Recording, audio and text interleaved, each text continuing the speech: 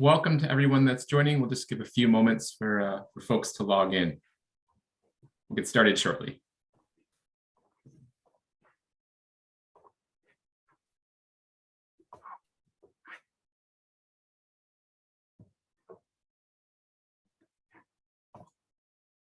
We have a question about whether there are auto captions.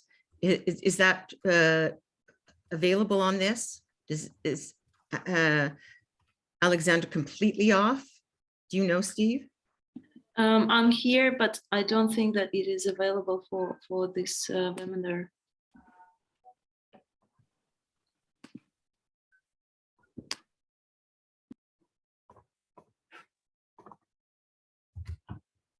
All right, it is 11 o'clock.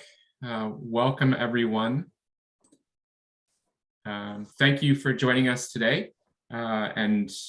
We're here and excited to learn a little bit more about why we should include sex gender in our MSD prevention efforts. My name is Steve Fisher. I'm an associate professor in the Department of Kinesiology and Health Sciences at the University of Waterloo, and I currently serve as the IEA Musculoskeletal Disorder, or MSD, Technical Committee Chair. I'm honored to co-host this webinar with Dr. Susan Stock and the IEA Technical Committee for Gender and Work.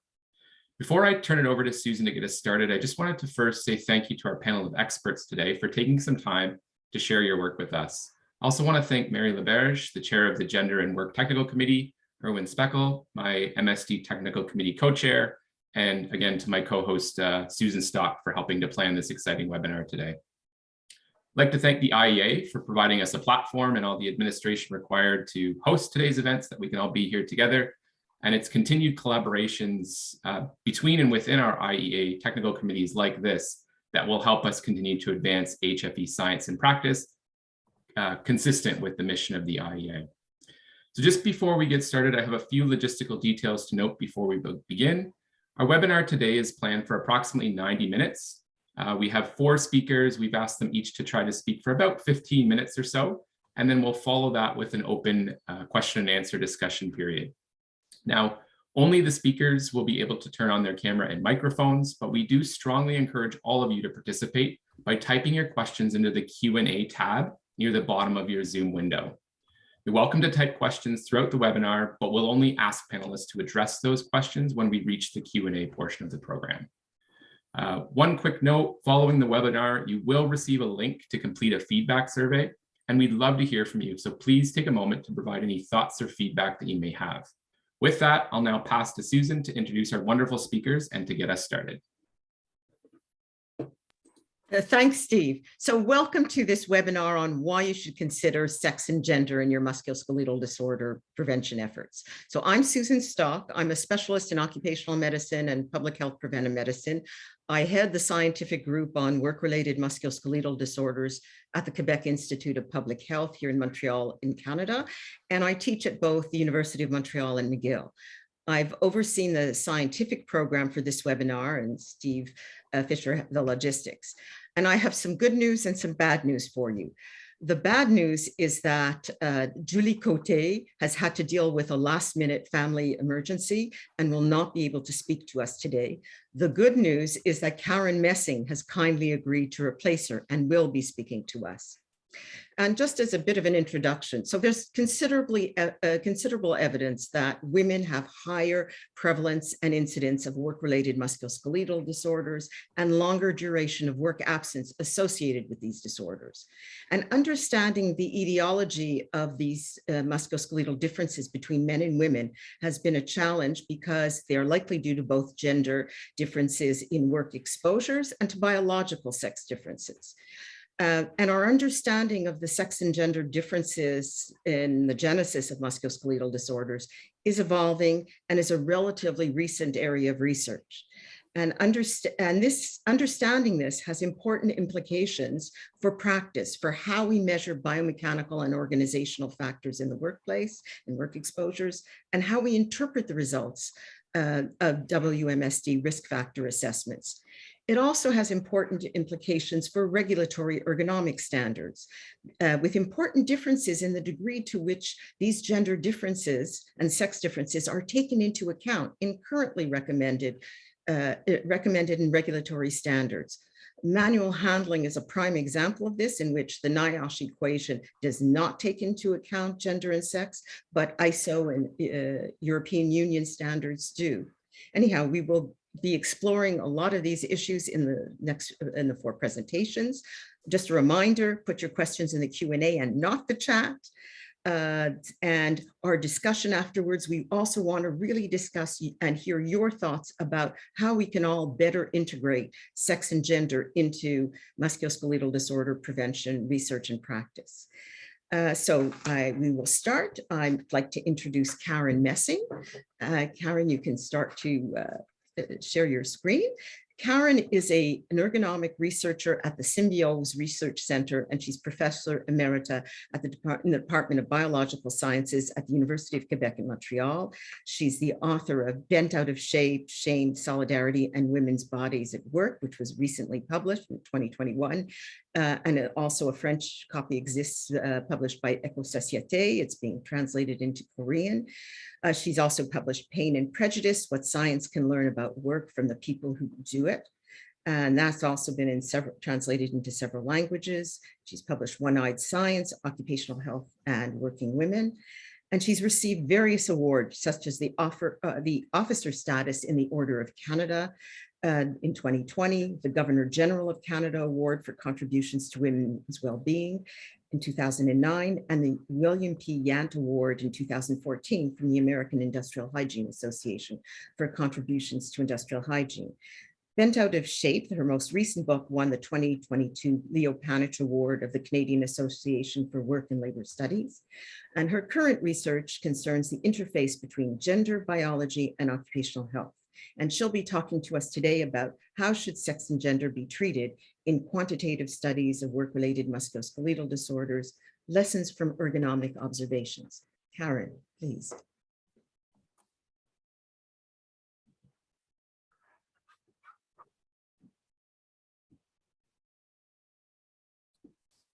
Karen, you're currently muted.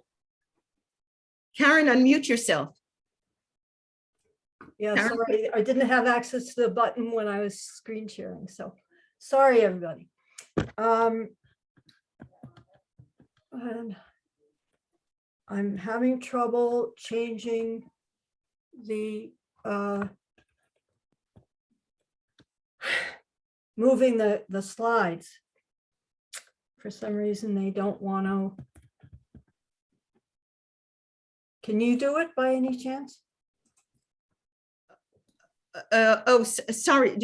I want to go back to the beginning because in my arrows.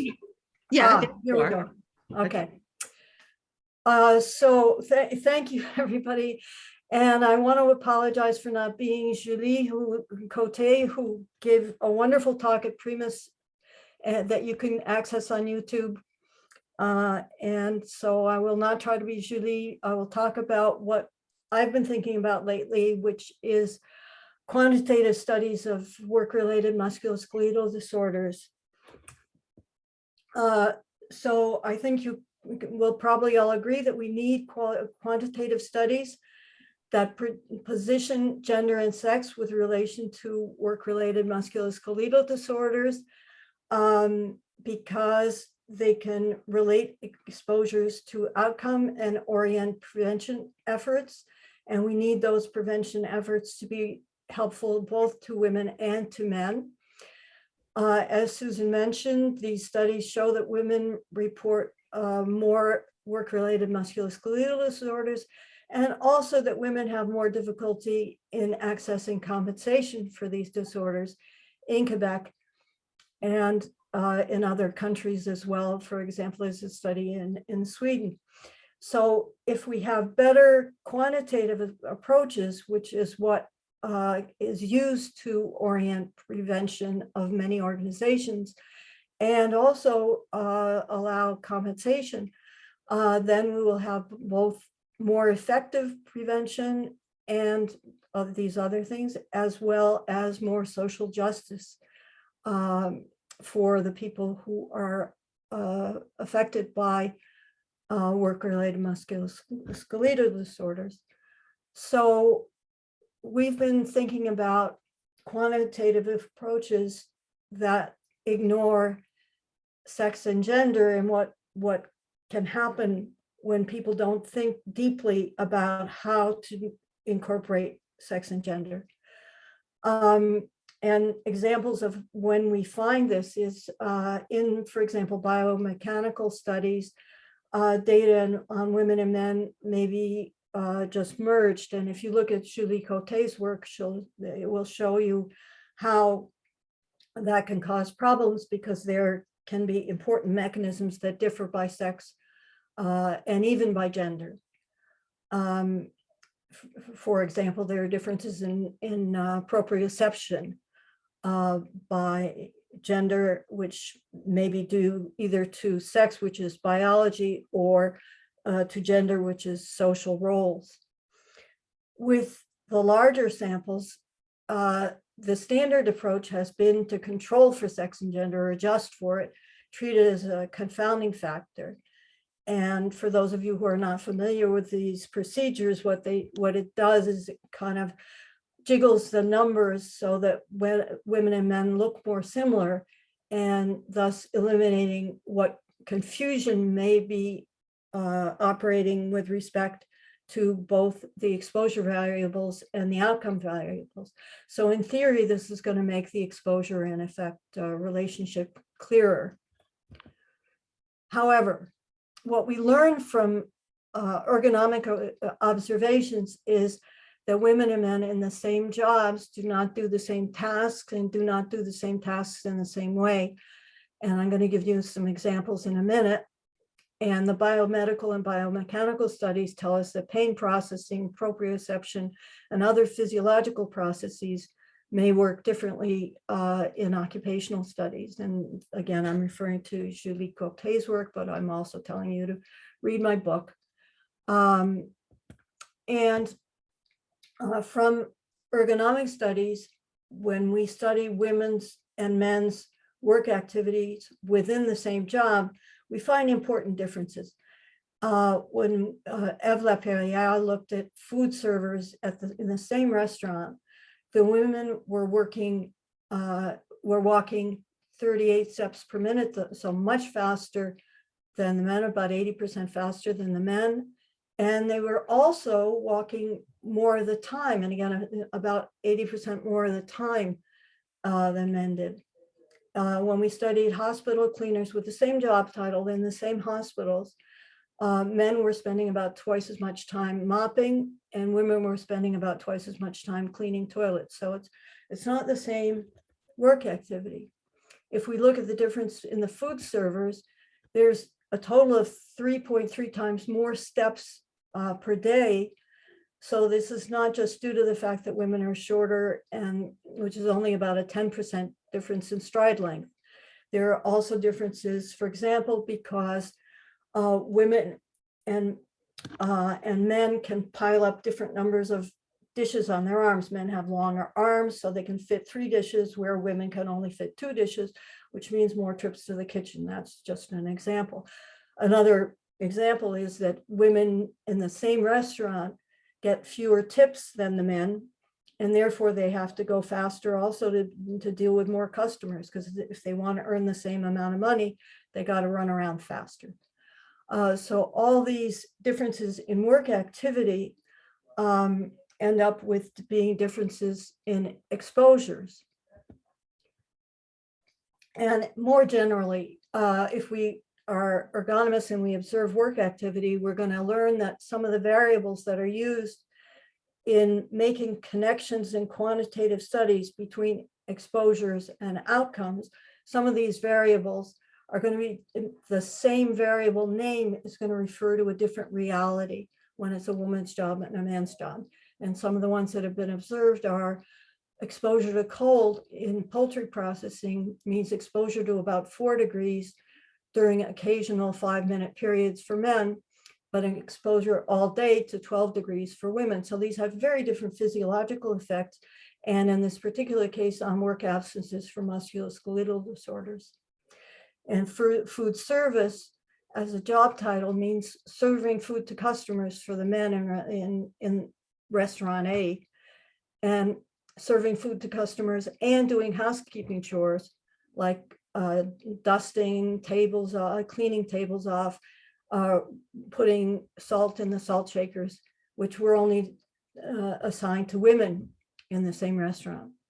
So that's some of the exposure variables, but there are also differences in the outcome variables, because as I mentioned, some of the movements are easier for one sex than the other.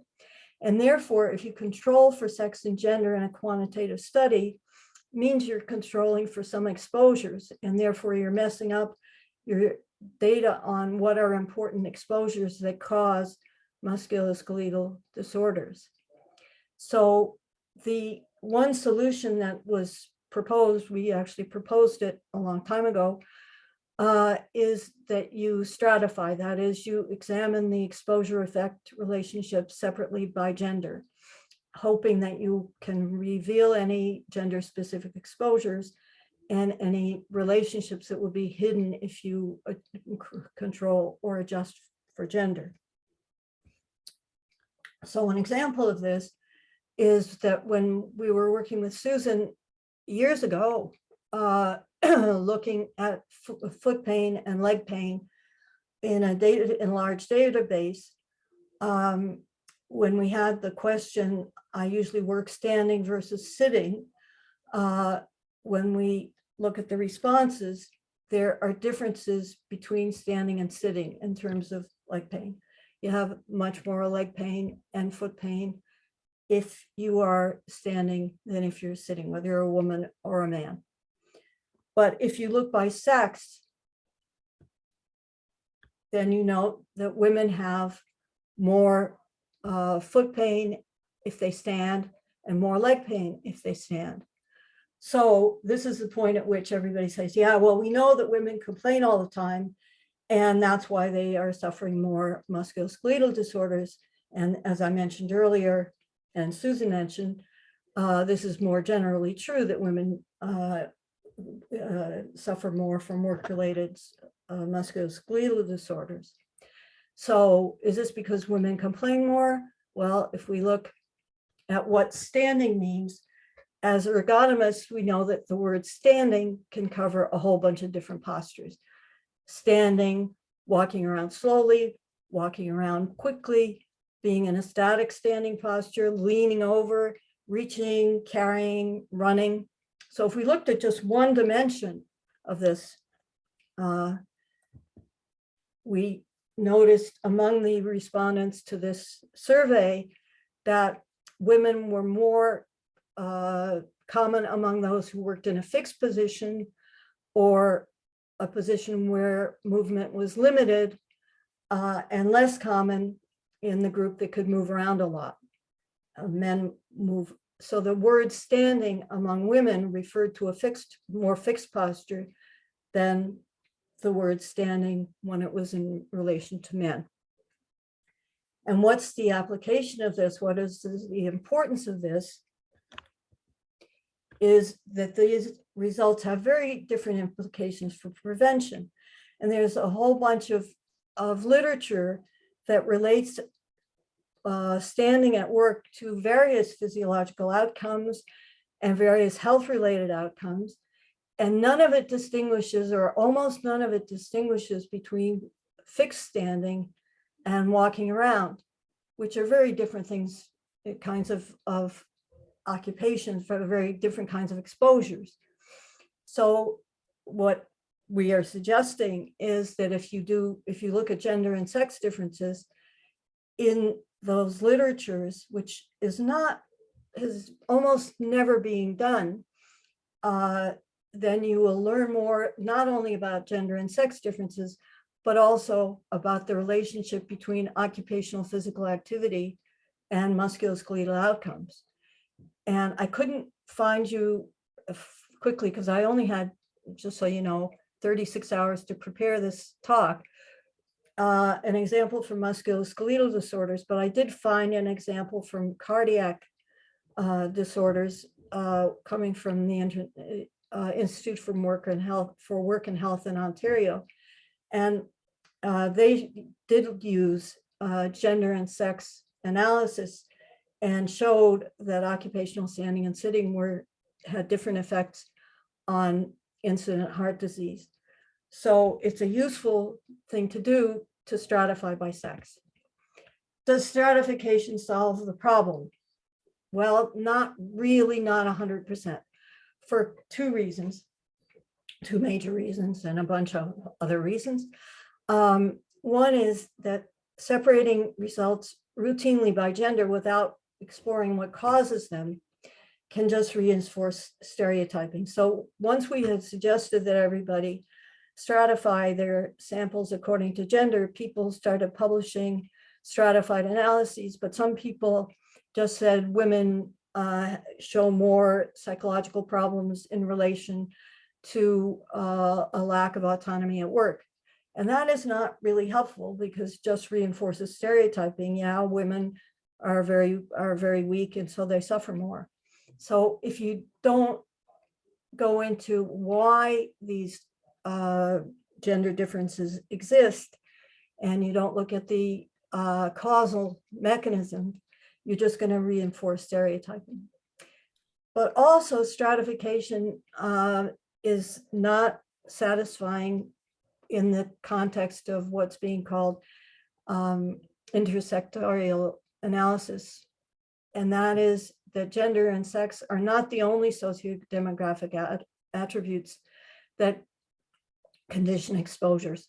Racialization, immigrant status, age, social class, etc., are other socio-demographic attributes that people use to adjust their analyses or control their analyses, but that also make condition what exposure variable names really mean. Also, many of these attributes are not binary, so you can't say people, you can artificially say white, non-white, but there's white, there's brown, there's Asiatic, there's all kinds of different ways to describe racialization. Immigrant status, it can be 5 years, it can be 10 years ago, it can be within the year. So stratification is inappropriate for using those variables. And the other thing that's been shown by Greta Bauer's group is that intersections of gender and sex with other attributes can't be represented as a simple mathematical interaction. That is to say, being a woman and being Black does not give you the information that you get about that you need about what happens to Black women, because there are interactions between those. So you can't do multiple stratification. So this left us with a problem. Is what are we going to do? 1 minute left, Karen. Beg your pardon? About 1 minute left. Oh, I was supposed to get a 3-minute warning. Okay, well, this is the second to the last slide. As suggested by Annika Harenstam, we've been looking at cluster analysis, and I don't have time to explain to you what cluster analysis is, but you can read Annika's article, and if you read French, you can read our article. And we're examining with my co-authors multi-level analyses, decision tree analyses, cluster analysis, and latent analysis, and many more. And we're going to be writing an article about that. I hope we finish it soon. And my conclusions for you are that ergonomic observations and more broadly qualitative analysis can help orient quantitative analysis. So it's really important to look at the deeper meaning of what sex and gender mean in whatever study you're doing. And the more we know about the variables, the better the science. And what ergonomists do is to enrich our understanding of these variables for the quantitative people. And efforts of scientists should be oriented to improving information that will improve health by making clearer links between exposures and effects, and making results relevant not only to the traditional occupational health and safety targets, who are men in visibly dangerous occupations, but also to women workers and other discriminated groups. And examining and considering effects of gender and sex can improve prevention in studies that involve quantitative data, and by the way, all the other studies that there are. Thank you for listening. Thank you so much, Karen. You can stop sharing your screen. I'd like to thank you for a really wonderful talk. I'd like to introduce our next speaker, who is Margot Vignet, who's a psychologist and project manager at Ariane Conseil in France. And she'll be talking to us about photography diagnosis and the risk exposure for women and men, the musculoskeletal disorder risk exposure. And for those of you, I should mention, who are not comfortable writing questions in English and would prefer to write your questions in French, I will translate those questions, and I may end up translating some of the questions into French for Margot or her responses that she has to. But now I'm going to let her speak. So Margot, please. Thank you, Susan.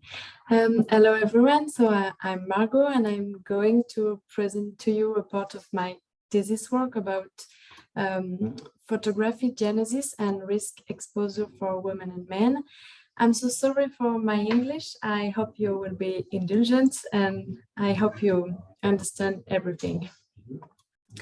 This communication is based on a research action in La Poste, in France, with the backing of the French National Agency for the Improvement of Working Conditions.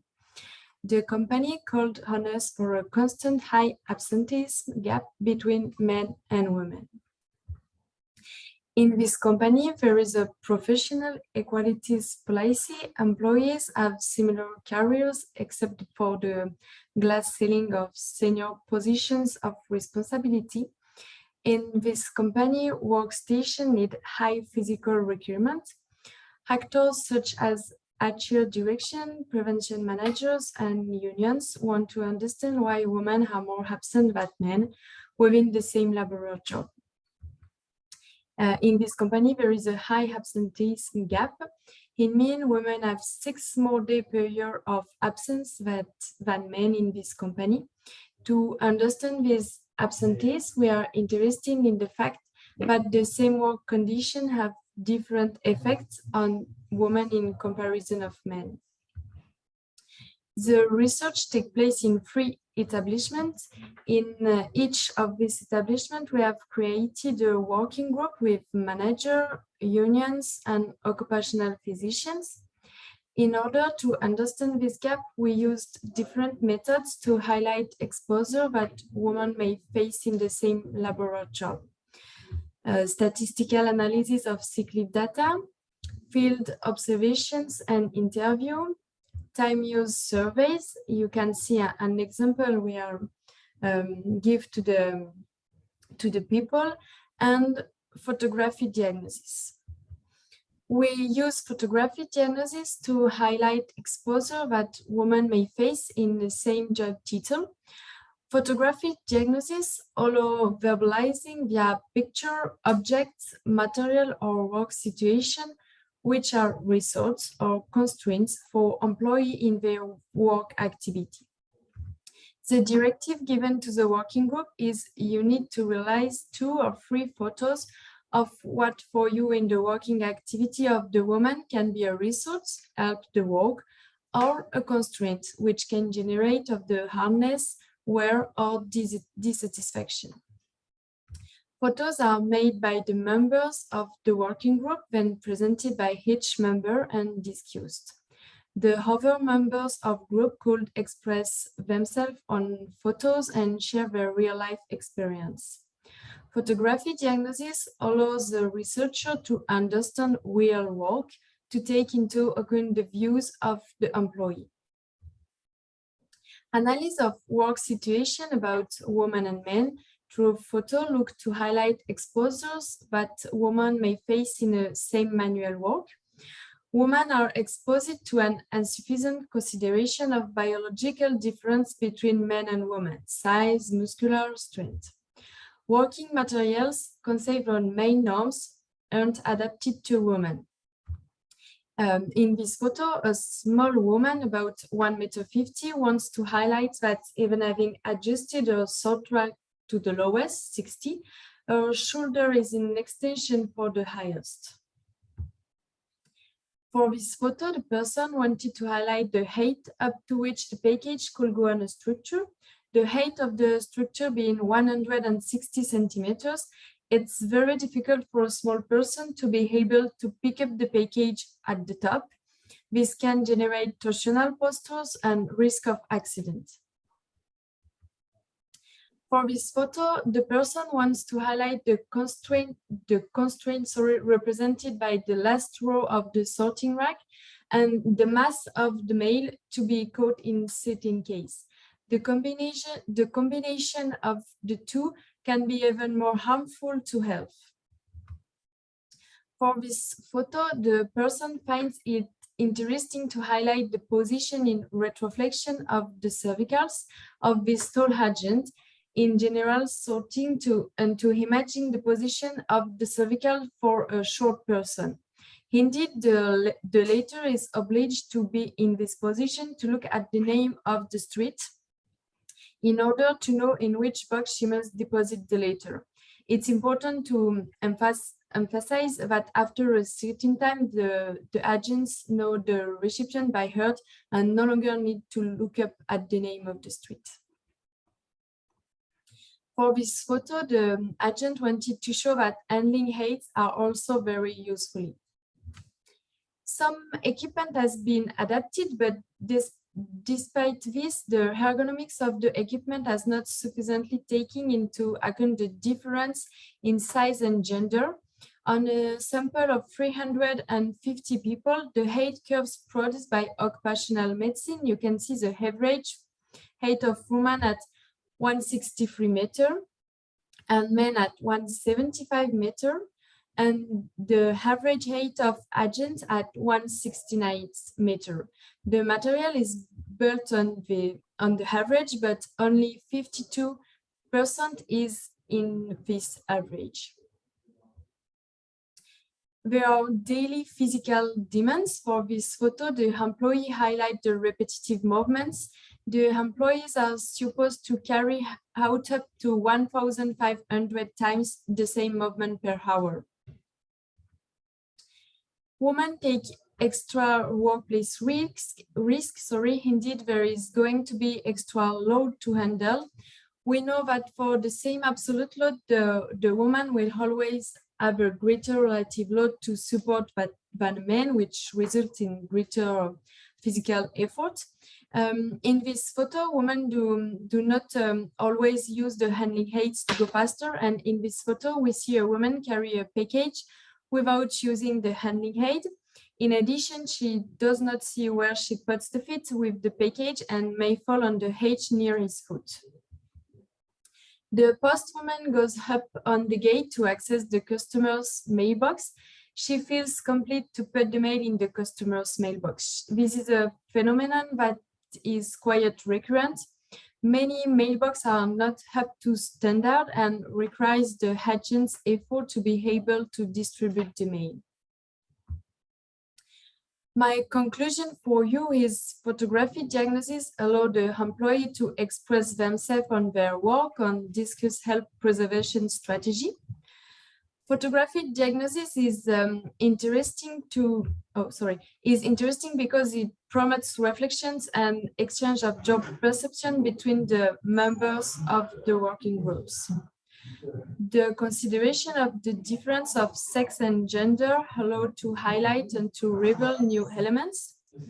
Thanks to photographic diagnosis, women may have expressed their difficulties at work. Photographic diagnosis is also of pedagogical interest because it allows company actors to be aware of problems, to confront difficulties and think solutions. Thank you for your attention, and I'm so sorry for my English again. Thank you so much, Margot. You can stop sharing, and sorry, Catherine, you can start getting ready. Thank you. That was a really interesting use of photography for identifying gender-related risks. So thank you so much. And okay, and now we're going to go to Catherine Sinden, who will who is a associate professor in the School of Kinesiology at Lakehead University in Ontario in Canada. And she'll be talking to us about how incorporating a sex and gender lens has influenced her ergonomic research. And Catherine, we're looking forward to this presentation. Thank you. Thank you again for the opportunity, and to the IEA for inviting me to speak here today. So yeah, I'm just going to talk a little bit about a couple of projects and how we've sort of reflected on how sex and gender analysis has sort of influenced the way that we implement things going forward with some of our occupational stakeholders that we're privileged to work with in my program of research. So I'm going to just get started here. I'm not going to spend a lot of time on this. I always sort of frame my work around why I do the work I do, and probably everybody on this call and on this webinar understands why work is so important, and why musculoskeletal disorders are such an important area of focus.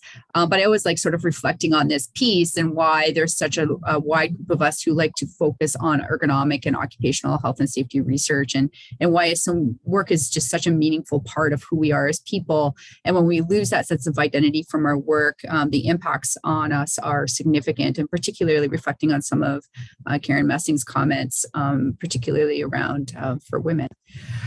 So we know what musculoskeletal disorders are. Again, just setting some framework for some of the work that we do and how we sort of assess some of the risk factors that are associated with musculoskeletal disorders, and how this is sort of related to sort of this constant exposure, and how they're slowly developing in relation to exposures rather than sort of acute sort of responses to significant mechanisms that may be related to injuries such as slips, trips, falls, or similar incidents. And so when we think about a work-related musculoskeletal disorder, really bringing it back to the work process. So thinking about how work is performed, thinking about the different risk factors that are associated with injury and disorder, and then thinking about as well the various sort of criteria that are related to musculoskeletal disorders. So I'm going to quickly move through these slides just simply because I think most of us sort of understand this piece, but I did want to spend a bit of time on this because it does inform a lot of the work that I do. So when we think about the physical factors that are related to musculoskeletal disorders, which really are representing about 80% of those risk factors that are associated with injury, we think about things like force, repetition, posture, and duration. So in my work, we try to find ways to objectively measure some of those constructs. So how do we measure force? How do we measure repetition? How do we measure posture, whether we do that in the lab or the field? And then how can we relate that to injury risk? And then furthermore, important to think about how sex and gender influences both the way these sort of physical factors manifest individually, but then also how does that inform our analysis? So that's something that my group has been sort of working on. And then 20% of factors that are related with musculoskeletal disorders are things like psychosocial factors. So work scheduling, lack of support, low social support.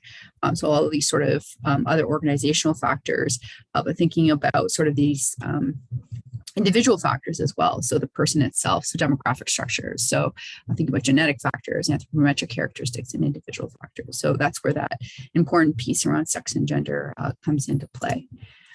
So a lot of my work is done with occupational stakeholders. A lot of my work is done with first responders. So when we think about sort of assessing risk factors associated with injury or illness, whether it's mental health or physical health, a lot of my work right now is looking at mental health of first responder groups. But an important piece to that is being able to leverage and develop relationships with these incredible partners. So this is just a picture of some of the groups that I've been privileged to work with. So some of the firefighters here in Canada, and this is actually a mine that I'm not presenting any of our mining data today, but some of our mining partnerships as well. And it's really important when we think about applied ergonomic research is leveraging these partnerships so that we can actually collect data that's meaningful and has uptake. That's when we think about that piece, particularly in these strong sort of male dominant gendered occupations like firefighting. I'm going to talk a little bit about paramedicine as well today.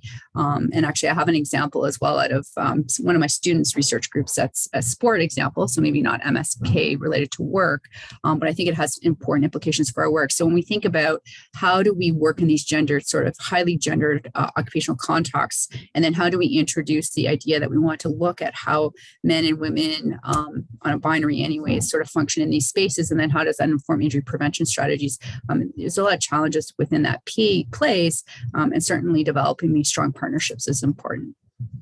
So why, why do we include sex gender-based analysis in this kind of work? And I think that's an important reflection too. I think it's really important to think that, there's a lot of sort of differences between men and women and how we perform our work. But then, what does our work tell us? Like, what is the outcome from some of our primary analysis telling us? And so this is some work that we published a long time ago, actually now, but we come back to it often. And it's some qualitative work that we did with female firefighters. And we interviewed female firefighters to sort of understand what their experience was like working as a female firefighter. And this was some work done out of Hamilton. And some of the important things that came out in terms of our thematic analysis, this is qualitative work, but what came out of that was this sort of idea that female firefighters recognized that there were some gender-related physiological differences, and they had to adapt compensatory strategies that were different from their male counterparts to perform that work.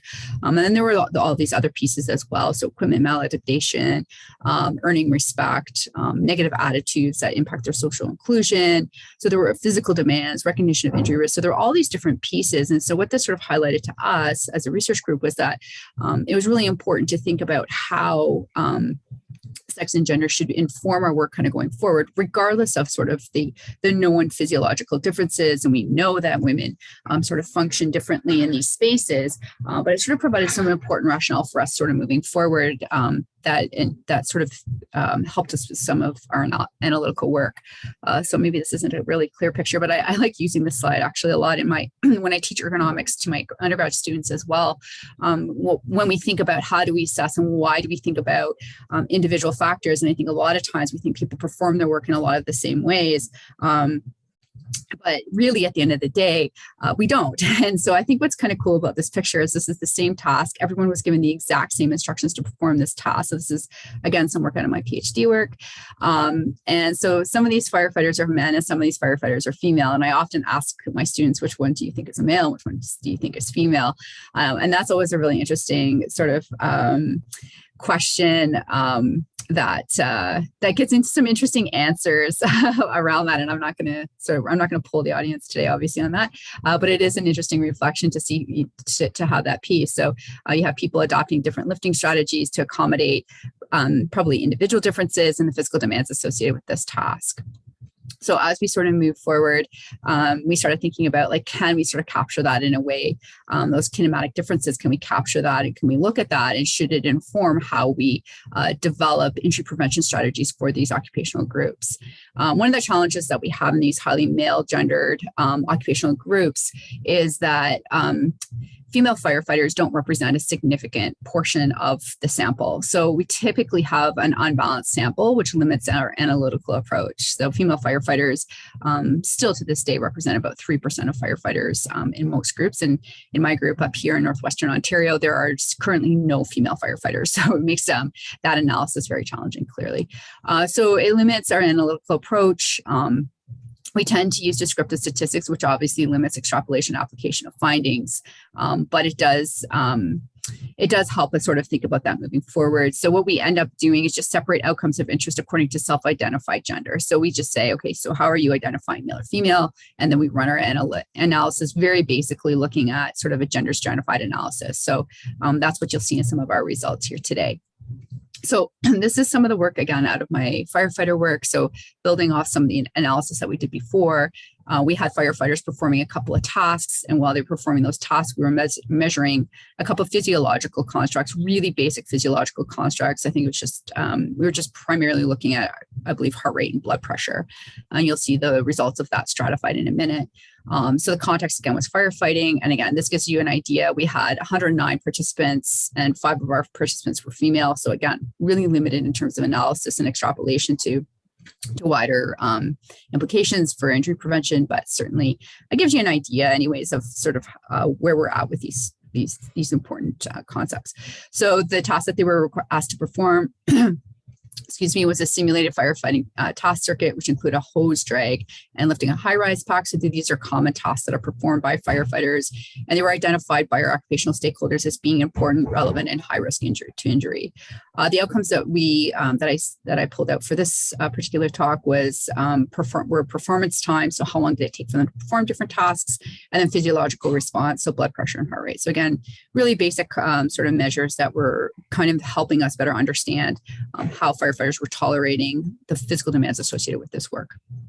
So when we looked at stratifying, so what you see here on the left is just some demographic information of our sample, and on the right, you'll see some of the physiological responses. So what you see here on the left is, again, our analysis just separated by self-identified gender. So are you identifying as female, are you identifying as male, and then their age. So you can see here men are typically older than the females in this particular sample when we ran this analysis.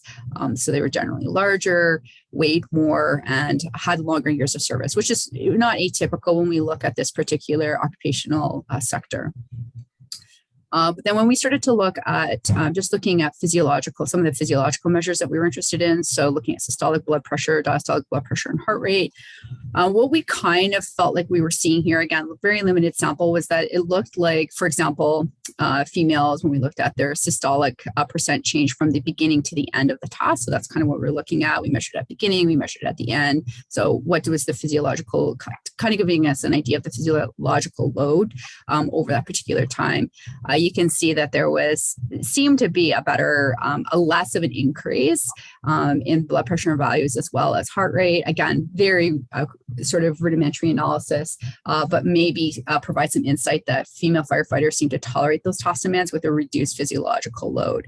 And I can certainly speak to the reason why that may be.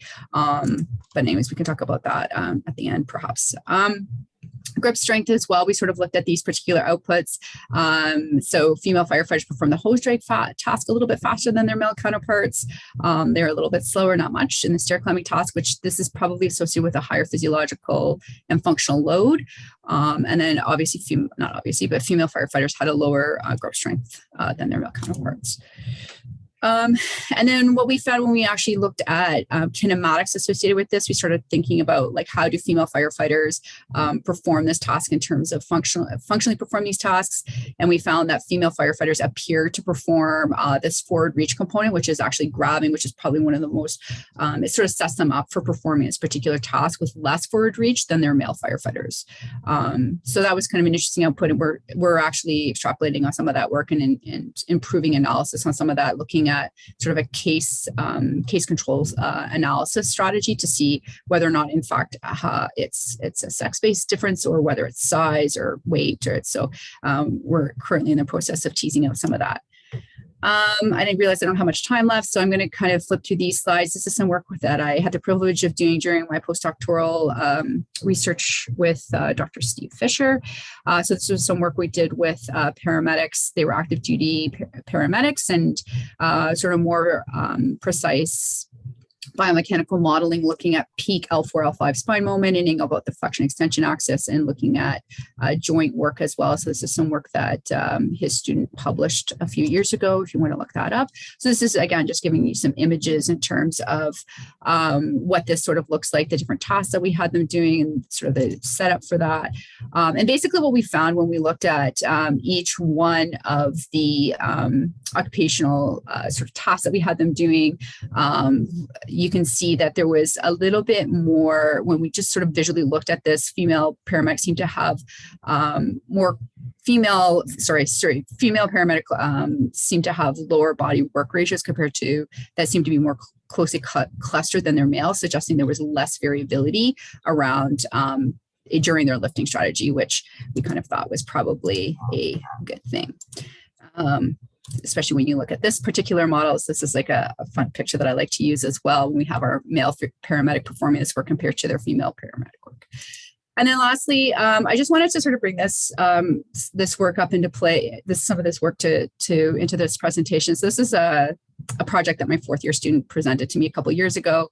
And she was really interested. She was a varsity wrestler, so obviously not work-related injury, but she was looking at injury rates within this particular context. And I think it has some really important insights that may apply to occupational groups as well. So again, very male-dominant sport, wrestling. And she was really interested. She wasn't actually interested at all in looking at sex gender differences, but I suggested that she start looking at that. And again, really crude, rudimentary sort of analysis, but just looking at whether or not gender differences exist in terms of treatment of injuries. So I think this might have really important implications, not just for sport, but perhaps even for occupational groups. So women felt on the whole that yes, there were gender differences that existed in treatment of injuries versus their male counterparts. And I thought this was really interesting as well. So we asked the question, do you believe that gender influences treatment of injuries among wrestlers? And there was some concept or some discourse that in some wrestling cultures, this is literally a comment from some of the participants, men are more prioritized because they can be more valuable to the competition in the coach's opinion. And then are men and women treated equally? Society seems to value men's sports over women's sports. So there's some really interesting sort of comments that came out of this that were in the process of sort of thematically analyzing. But this was really interesting to me. Do you believe that there are differences in injury type between female and male wrestlers? And then this was just done a couple years ago. So hormones and menstrual cycles leave females with higher joint laxity. Women's wrestling is less intense than men's wrestling. So more severe injuries occur. Men are injured more. Women have higher flexibility thresholds, so their injuries are less traumatic. So shoulder joint issues. So this comes back to sort of some of the biological things that we've seen. Anyways, I realize I'm at the end of time, but I thought that was some really interesting output. In terms of implications and summary, some of our results seem to suggest that maybe we do need some specific fitness training and thinking about some of the gendered ideologies that continue to exist in sport that probably transfer over to sort of these more male-dominant occupations as well. So that's it for me. Thank you. Thank you so much, Catherine. Some very interesting points raised.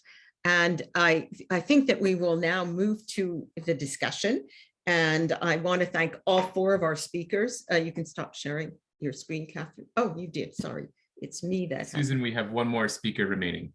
Oh, sorry, Minka, my apologies. We have our fourth speaker and who is actually going to do a really interesting overview. It's Minka Versel, who is a senior analyst at the Swedish Work Environment Authority. And the Swedish Work Environment Authority over the last 10, 15 years has done some amazing work looking at gender and work, in particular, gender and work-related musculoskeletal disorders. And Minka is going to give us an overview of this work. And her topic today is gender-conscious occupational safety and health management in order to prevent work-related musculoskeletal disorders. So please go ahead, Minka. Thank you very much. And thank you very much for organizing this interesting session. It's really inspiring to join this. My presentation will be a bit more applied ergonomics, I think, and not so much coming from research, but we have been working quite a lot together. I prepared this together with my colleagues, Esther Loreen and Elin Widlund. I have mentioned their names on the last slide. Well, let's go see whether we can get the slides to move. It would be practical. Yes, there we are. Let me give a short description of the background of this talk. The authority got an assignment from the Swedish government to undertake specific action in order to prevent women from being excluded prematurely from working life. This commission was given for 3 years. It started at 2011 and was later extended with another 2 years. Soon after we got this assignment, we got another one for gender mainstreaming. And the learnings from these 2 assignments and how we implement these in our daily work form the core message in this talk. The commission given to SWE, to the Swedish Work Environment Authority, resulted in, among others, 3 knowledge compilations where existing research was compiled and turned into practice. We had 2 fairly big inspection projects, labor inspection projects, which started and resulted in slightly more than 4,000 labor inspections within the framework of this mission. The assignment included several parts. All along, we have had a close cooperation with social partners and with researchers from several universities. As you can see on the slide, it was also training of inspectors, performance of inspections, a lot of communication, and also we had ongoing evaluation where we cooperated with the university, mid-university in Sundsvall and Östersund. Well, what was the reason for the government to give us this special commission? Gender disaggregated statistics helped us making this visible.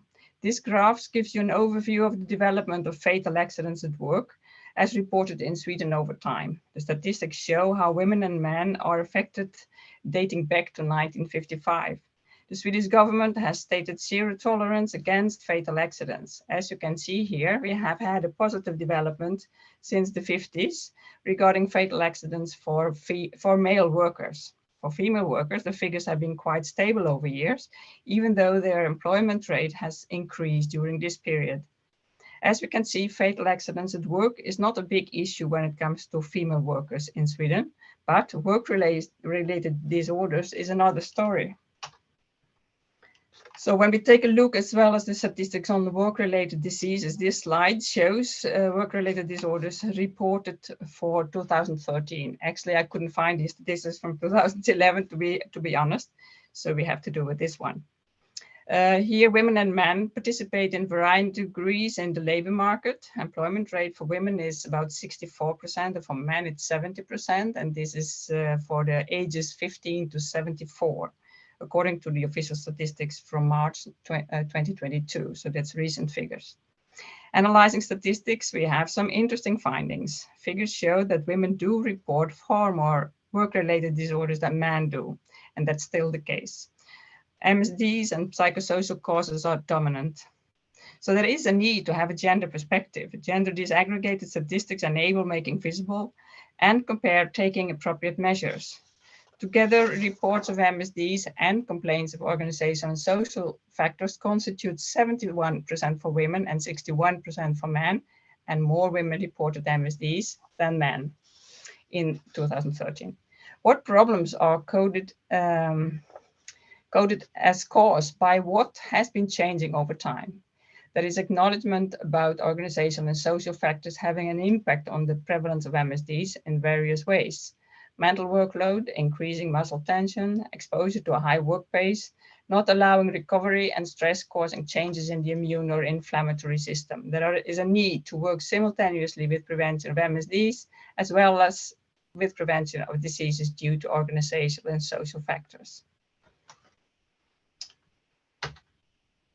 Well, then we have this, let me take the whole picture at once. This is from the assignment. It's a part of the assignment where we had to turn research into practice. And I want to pay a special attention to this report, which is about physical work, gender and health in working life. It's written in 2013 by Charlotte Lewis and Sven-Erik Mathiesen at the Center of Musculoskeletal Research at the University in Gävle. And this model helps very much explaining why gender makes a difference in prevention of MSDs. To start with, we have a really gender segregated labor market, at least in Sweden. And among the 30 largest professions, only 4 are gender equal. All others are either female or male coded. The gender segregated labor market contributes significantly to the fact that women are greater risk of MSDs. Women and men in the same profession, and that's what you see here in the base. So if we go to the next step, we see women and men in the same profession, often having different work, different tasks. Well, Karen was mentioning it as well. And load is thus differently. Women work more closely with unilateral and repetitive tasks or patient transfers. Women also work more closely in contact with people, which often requires a mental involvement. So if we go to the next step, when women and men have the same task in the same workplace, the load is still different because the design of the workplace, the tools, the protective equipment and workstations are designed from the needs of the man, which makes them often not suitable for women. When we come to the next step, When the workplace is designed for the worker, the workers are affected quite equally, but there are physiological differences, of course, between women and men. These differences cannot explain the differences in occurrence of MSDs. But men and women also act differently. So in case men and women do get the same exposure, the same complaints, they will act differently. An example is when women get the complaints, they probably see the doctor earlier in an earlier stage than men would do. But if in the case both act equally, and imagine both the man and the woman going to see a medical doctor, they will most probably get a different treatment. So there are so many different parts in society, in the organization, and also on individual level, which makes it really important to have this gender awareness in prevention of occupational disorders. Let's summarize then. So the question was, why do women in a larger extent than men suffer from MSDs? Well, men and women have different tasks in the same occupations. This is an essential explanation for differences in work-related MSDs between men and women. And then men and women have different workloads in the same tasks. That's an important explanation for the differences in work-related MSDs between men and women. And men and women have different physiological responses despite the same workload, but this is not in any particular way to explain the differences in prevalence of work-related MSDs between men and women. And that's very much about individual and biology. So then we go to the prevention. And here in this country, we have provisions about OSH management, and these have been in use since 2001. The content constitutes a process for managing OSH based on the well-known system for quality improvement, Plan, Check, Do, Act. It's the base for regulations requiring according to the European Framework Directive as well. The improvement circle needs to be embedded and gender perspective need to be taken in. You probably recognize the circle. When we come to the systematic OSH management, this refers to the employee's procedures for identifying and assessing risks and monitoring activities in such way that the poor health and accidents at work are prevented and a satisfactory work environment is to be achieved. This concerns the physical working conditions as well as organizational and social bits in this work. And here we also need to underline the importance of the cooperations with the employees. But let's have a look when we split it up to the central parts in the OSH management. When the employer investigates work activities, all tasks should be included. Tasks for young, older, women and men, staff in core activities, as well as in service tasks like cleaning and administration need to be included. Risk for accidents are assessed as well as risk for work-related disorders. When addressing MSD prevention, we think of identification of manual handling, repetitive work, and awkward positions. Using gender aggregated statistics to analyze accidents and complaints monitoring gives a wider picture. And once risks are identified, do not forget to do the risk assessment. The risk assessment will give a base for prioritizing measures according to the severity of the hazard. The supportive process enables collaboration at all levels with active participation of employees or workers. Establish procedures, allocate tasks, and communicate these. Make sure required skills are available. If not within the organization, call for external occupational health services. Both women and men participating in OSH management from different parts of the establishment is a success factor for gender inclusion in OSH. The steering process. Well, what do you aim for in your preventive work? An OSH policy will create a jointly developed goal, a way to gather strength into the same direction. Here, a gender equality policy will fit in. Make sure to follow up the gender conscious OSH management annually. So then back to the prevention of MSDs, when we apply this in a systematic way, this OSH management procedure, and we include MSD prevention. We start with identification of the risk for MSDs, and once we know there is a risk, we need to assess, do the risk assessments. In case we want to have a base for prioritization, and the evidence-based risk assessments methods will help to improve the quality of OSH management. Risk assessments should include neck, shoulder, and upper limb, as well as back and lower limbs, as work-related MSDs are located in different parts of the body. Repetitive work induces neck, upper limb worries, and as the duties more frequently are performed by women, this means that the risk assessment method, visualizing work-related MSDs in neck and shoulders, support a gender-conscious work environment. More research is needed in order to increase the amount of accessible evidence-based assessment methods which can be used in practice, for instance, for identifying risks in patient handling. Well, then we come to the reflections and the discussion part at workplaces, as well as at the units for prevention work. Where are you usually moving at work when you're talking about different issues? What are your challenges? These discussions need to take place at the workplaces between the employees and the workers and the specialists, the safety delegates, and in these discussions the gender aspects need to be addressed. This will really carry the work forward, these discussions. So together we will contribute to the 5th goal for sustainability according to the Agenda 2030 by including gender aspects in creating safer and healthier workplace for women and for men. Thank you so much for your attention. Thank you so much.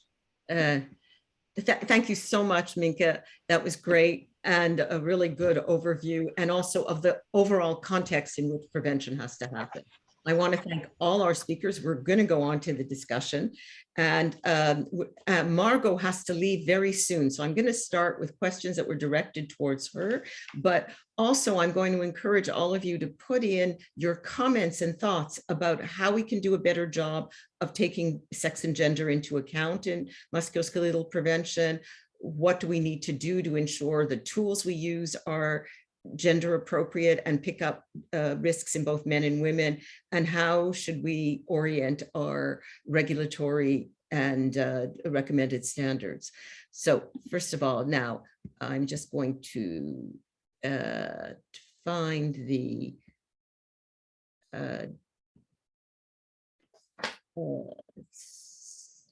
I'm just looking for the, I think it's Sarah Coppola. How do you push back against those that want to use this research to say that we should go back to fitting people to a job and restricting women from jobs? Margot, est-ce que tu as compris la question? Do you understand the question? Non, je veux bien une traduction, s'il te plaît. OK, pas de problème. Comment peut-on contrer ceux qui disent ceux qui veulent utiliser ce type de recherche pour dire qu'il faut adapter le poste de travail, le travail, et qu'il faut adapter la personne au poste et il faut restreindre les femmes de certains postes à cause de leur physiologie, etc. And Sarah, is in that I'm assuming your question was in fact meant for Margot. Alors, je peux répondre en français? Oui, je vais traduire. Merci. En fait, la Poste, au départ, il n'y avait que des hommes et du coup, c'est qu'à partir des années 90 que le métier a été ouvert aux factrices. Et en fait, ils ont voulu mettre les femmes dans le métier, mais ils n'ont pas réfléchi au fait d'intégrer les femmes correctement. Donc, ils sont restés sur des normes masculines. Donc, effectivement, l'objectif de cette étude, c'était surtout de voir comment on peut rendre des métiers mixtes et qu'est-ce qu'il faut prendre en compte dans les caractéristiques, que ce soit des femmes qui arrivent dans des métiers d'hommes ou à l'inverse des hommes qui arrivent dans des métiers de femmes. Okay, je vais essayer de, I'm going to try and translate all of that and hope I remember it all. If I don't, Margot, you'll just add in French again what I missed. In 1990, the post office opened the jobs to women, and then they had to think about how to integrate women, but they didn't really change the standards. They were still using men's standards and men's way of doing things, and that has led to this study. Margot, is there something I've missed in what you said? I'm sorry.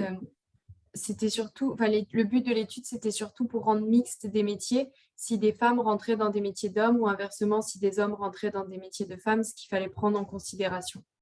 Okay, so the main objective of this study was really to identify, when you have mixed occupations with both men and women, what has to be adapted to integrate women, if it's a primarily male sector, or the reverse, what has to be done to integrate men if it's primarily a female sector. Thank you very much.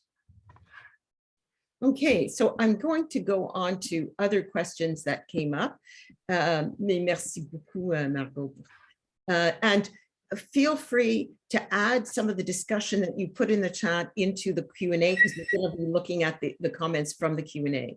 So the first question was from Dorothy Wigmore to Karen. You talk about observing work activity. Some folks may not be familiar with this activity analysis approach to ergonomics. Could you explain with some examples, please, and thanks. So Steve, can you highlight Karen so she can answer this? So I've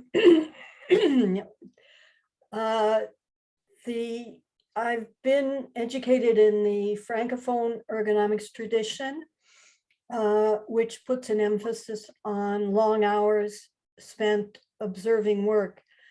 And it's the fact of actually spending time in the workplace and observing what people do in real life situations. And you can see that also in Margot's study. And using video techniques and others to make sure that we really see what people are doing in the different situations. This has the drawback of being a very individual focused approach, which makes it difficult to see things in terms of men on the one hand and women on the other hand, or various socio-demographic variables, but it has the great advantage of letting us see what's actually happening. So I guess that explains why I put this emphasis in. But this is not the only way to do qualitative analysis. So the qualitative analysis can enrich our understanding of the variability, the variables that we put into our quantitative studies. And that was the point that I was trying to make. I'm hoping, Dorothy, that I answered your question. Just check what you said. And so I'm going to go on to a couple other questions for you, Karen. The next two are from Klaus Fuchs. A question to the male-female difference according to the different numbers for fixed standing versus walking around. And was there a check regarding the correlation with their job? Well, you can answer this too, Susan, because it was your study. We did not do in that particular analysis, if I remember correctly, we didn't look at individual jobs, just because in a population-based study, which is what this was, you don't have necessarily a large number of people from a specific job or even from a specific sector. But it's in subsequent studies, we looked more at in my group, we looked more at the physiological changes that were going on in relation to prolonged standing, static standing versus other kinds of standing. Yeah, and I would just say, yes, this was we were looking at population-based prevalence and relationship to musculoskeletal disorders of different exposures, including standing. We have a question from Marcela Queiroz. for Karen, is there a chance that the higher number of women suffering from work-related musculoskeletal disorders is because there is a higher underreporting of cases among men, while women are more likely to report it? And you touched on this as well, and I don't know if any of the other speakers want to address this as well, but I'll let you start it. Well, I mean, we see the opposite difference in successful claims for compensation. So it doesn't seem like men are really hesitating to claim compensation. And Susan again headed a study of the comparison between compensation rates and what is reported in population level studies. So it's hard to answer that with the available data, because you never know what people aren't saying. But certainly in terms of accepted claims in the Quebec data, it's pretty clear that that women are not over-claiming to the extent that it would affect the data. Exactly, women were less likely to ask for compensation. Much less. There are a number of other, it may also have to do with some of the types of jobs they were in and the administrative advantages and disadvantages of using the workers' comp system. But that's another issue. And actually, just let me add that during the struggles that women's groups led over the changes in the law recently in Quebec, where women's groups were requesting that women's jobs be looked at with more priority. I just yesterday learned that the women who are working in healthcare professions who were excluded from most prevention efforts in Quebec are now being included, and this may lead to a more balanced approach to compensation as well. So this is the good news we had yesterday. Thank you. Yeah, okay, we have a couple more questions for you. One is from Mike Papakiraku. Karen, a question about the male and female cleaners. Are the differences in time spent on mopping and toilets due to men and women being assigned these tasks differently, or the way they do these tasks? That one is a historically based difference, in the sense that in the olden days, the job title was women cleaners, men cleaners. Then it got changed to cleaning heavy work, cleaning light work. And then the two tasks got merged in the hospital system. So it's now called cleaning. But even though the population has almost totally turned over, there's still a carryover probably from the way that the job used to be organized, in that men still do more of the operations that are associated with heavy cleaning, and women still do more of the operations associated with light cleaning. And is this socially conditioned, or is this conditioned by the fact that nobody thought to adapt the job when they were changing it over? I can't say, but I suspect that some of it has to do with the equipment and tools being used, and some of it just has to do with how tasks are divided at home, and there's a carryover. Okay, thanks. We're going to switch now to some questions for Catherine. Two questions from Dorothy Wigmore. Catherine, you used the term risk factors, which I was also taught to use in my ergonomics training in the mid-90s.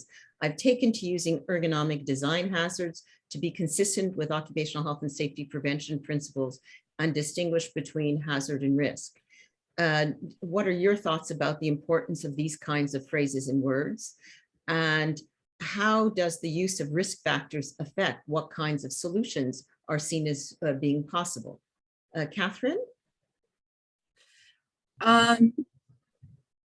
Yeah, good questions. So the first question was just around sort of language, I guess, around risk factors versus hazards. Yeah, I mean, I think it's important to be consistent in terms of how we approach, you know, sort of identifying these constructs. Clearly I use risk factors. It doesn't mean that I don't think that means it's right or wrong.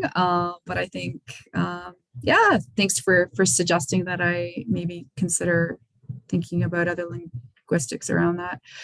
What was the other part of the question there, Susan? And her other one is, how does the use of the term risk factors affect what kinds of solutions are seen to be as being possible? Yeah. Really, does it affect it? Yeah, I don't know, actually. I guess like I from my practice experience, I never sort of went into a group and said, what are the risk factors? I think we were just simply trying to figure out, like, you know, whether or not, terminology aside, like, you know, what are the things that are happening in your workplace right now that are contributing to people getting hurt? So I think we can get caught up in discussion around terminology. I think it's important, particularly as in science, as we publish and move things forward, when we start translating things to apply contexts. At the end of the day, I think everybody probably here is just trying to create safer work environments and do work that's evidence-based that we can bring to the workplace. So probably not directly answering your question, but at the end of the day, I'm really just trying to figure out what are the things that are causing or helping people get hurt at work. Is there a way for us to use science to assess those factors? Is there a way for us to use strategies that are informed by what we know can mitigate and reduce those, sorry, I'm going to say risk factors, hazards, whatever you want to use? Think about it from a mental health perspective, physical health perspective. I think at the end of the day, it's more about the worker and keeping a worker-centered focus and helping people understand how to implement those strategies effectively. Thanks. We have a couple more questions for you. I'm curious. This is from Marie Laberge, who writes, I'm curious to know the source of this data, arguing that 80% of work-related musculoskeletals are due to physical factors compared to 20% for organizational factors. Don't organizational factors explain a large part of the physical factors? I'm not sure. Yeah. 100%. I think I had a reference on there. If I don't, let me what? just sorry. Oh, sorry. I'm not sure I would separate these two categories of factors in a dichotomous way. So Sure. I'll let you answer that now. Yeah, don't disagree. I kind of use that slide as a way to sort of, actually it's from a lecture I use for students, but yeah, absolutely. I think that all those things are interrelated. All the factors are interrelated. What data did you use? I don't remember. I can find it and send it a reference if you'd like. Sure. Great. Thanks. Now the next question, from Carolyn Furtak. The average age for males in your study was greater than females by almost a decade. How often does this figure into the physiologic findings between men and women firefighters in your study? By the way, great presentation. I don't know. I had the same question as her. Oh, good. Yeah, good question. I haven't spent that's old data for me. I'm not doing a lot of work in that space right now. I think at the end of the day, that sample size is super, super small. So I think you have to be really careful about like how you interpret that data. You're right. Obviously, cardiovascular risk factors are significant for firefighters. It's not just individual factors, it's their work, it's the exposures that they have. I think there's some really good research coming out showing how the different sort of like all of the things that they breathe in, how that's impacting their cardiovascular health as well. It's such a multifactorial problem. Training is a huge piece. I know that a lot of female firefighters train probably, from my experience, and this is very anecdotal, but I don't spend a lot of time in that space. But my understanding is that female firefighters spend a tremendous amount of time working on their physical fitness, particularly, and this is actually out of some of our qualitative work, just around physical demands are high. They feel they need to fit in, they need to be independent. So in order to facilitate that process, they spend a lot of time training. So they spend time doing like cardiovascular fitness training, paying attention to their body so that they can be healthy when they work. I'm not suggesting that male firefighters don't do that, but certainly I've been working in this space now for almost 10, 15 years. And my experience is that male firefighters tend to, as they get older, that trajectory changes. And it has to do with a lot of factors. It's not just the physical demands of the job. The mental health demands are really significant. So I think it's a complex, sort of finding. And then again, the sample size is super small. So I would really caution any further sort of extrapolation from that until we have like a larger sample and sort of delve into that further, if that makes sense. Sure, thanks very much. The next couple questions really can be answered by any of you, and each of you who wants to answer it. So Klaus Fuchs asks, as far as we can, I think it says, as far as we continue to publish different limits for males and females, companies will face discussions whether a workplace has to be designed also for women, even if the tasks are carried out by a man today. Why do we not publish in our standards, ISO, European, etc., and local laws, only the more restrictive P1 and P5 values for forces instead of the values for both genders? I don't know who wants to tackle that.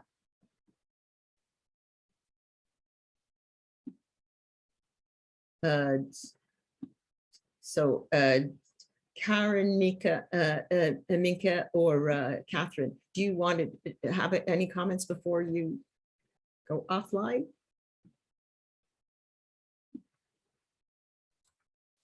If nobody else wants to do it, I mean, I've always thought that they should do the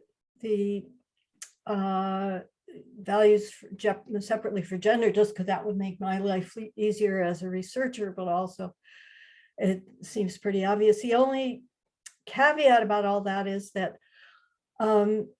almost all research that I see is on white European males. And so if you're going to try and make the standards more relevant to a wider range of people, it wouldn't just be for expanding them by gender.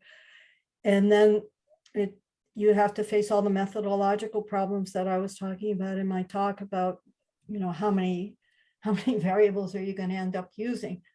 So, and then there's the whole question of what standards mean. I mean, as an ergonomist who does observations and work prep, it's so hard to make a standard for, say, lifting that doesn't consider what the thing is you're lifting. I mean, lifting people that wiggle and protest and hit you in hospitals is not the same thing as lifting a box of metal. So, I mean, standard making is something I'm very glad not to have to be involved with, and it's very complicated. Sorry, I can't give a better answer. No, thanks. Minka, do you want to say something? What, Steve, can you? Yeah, perfect. Yes, yeah, I just wanted to add something about this, not from a research point of view then, but more from a practical point of view. When we do labor inspections at the labor inspectorate, we of course also get these questions sometimes.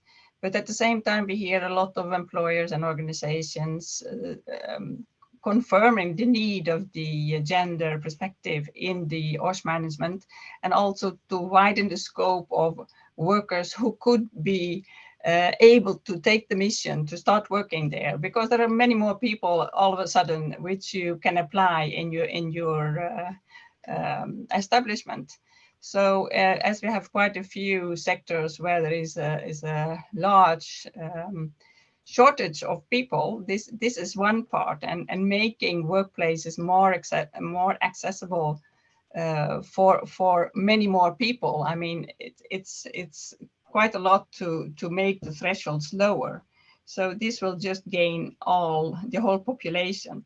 And I think it's not so much a matter of only gender perspective. It's really a matter of creating accessible workplaces.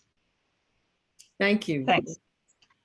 Okay, and okay, so we have another question, I think that also is relevant to almost everybody. How can we better make qualitative and quantitative approaches to sex and gender analysis the way we do things in ergonomic research going forward, as well as in occupational health? And how do we get academic research journals to embrace these interdisciplinary approaches? So I don't know if you want to start while you're being highlighted, Ninka, to answer that question. Well, maybe not really. I think there was a bit of an address to the research community. So no, thank you. Okay, so Karen, I think this is one that you've thought about. So why don't you answer it?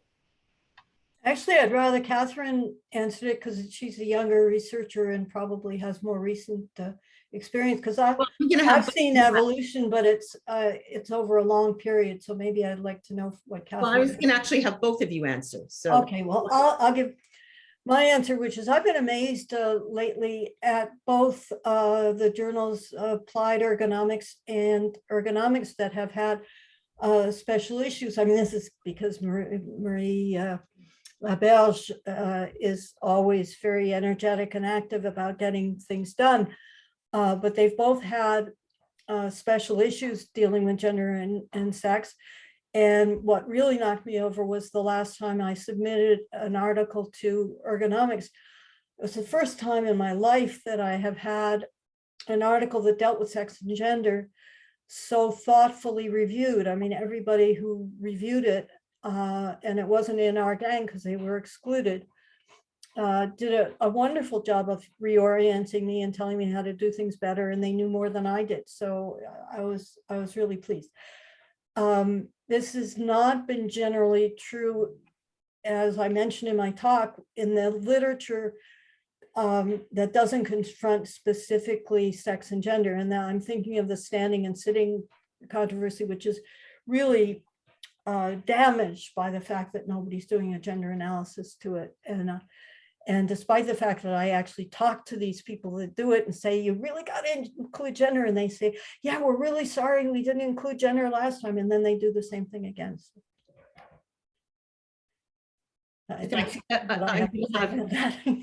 Thanks, Karen. Catherine.